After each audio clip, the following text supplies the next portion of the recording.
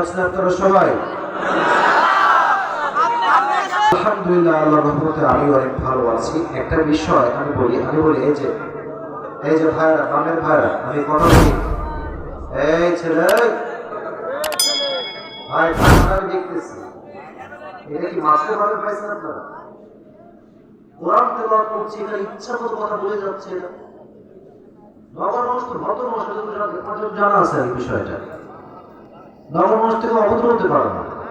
মেহেরবানি করে এই বিশৃঙ্খলা করা যাবে, এটা বন্ধ হবে আপনাদের। প্লিজ একজন আওয়াজ করবেন না। আর ক্যামেরা, অনেক ক্যামেরা আজকে আমি দেখতে পাচ্ছি, 30-25টা। আমার 2-1জন পরিচিত আছে যারা আমার পরিচিত। বাদ বাকি যারা এসেছে তারা নিজের পকেটের খরচে, নিজের টাকায় ইসলামের প্রচার করবার স্বার্থে তারা এসেছে। এখানে কোনো বলিউড হলিউড সিনেমার শুটিং হচ্ছে না, এখানে তাফসীর প্রোগ্রাম হচ্ছে। ঠিক কিনা বলে চলুন? এতগুলো মানুষ আসছে কই থেকে? সারাদিন আমার ভিডিও দেখে আজকে আপনি পর্যন্ত সরাসরি দেখবো, এই জন্য অনেক লোক দূর থেকে ছুটে আসছে। কথা ঠিক আছে? আমাকে তোমার দেখেছো কোথায়? এই যে ক্যামেরা থেকে তো আমাকে দেখা হয়েছে সবার। এই জন্য ওদেরকে অ্যাপ্রিসিয়েট করতে হবে। এরকম জ্ঞান যা নামাও, ক্যামেরা হটাও, ওইটা হটাও, এটা প্রোগ্রামের সিস্টেম না। কমিটি কয়জন সামলাবে? কমিটি সারাটা দিন কষ্ট করেছে।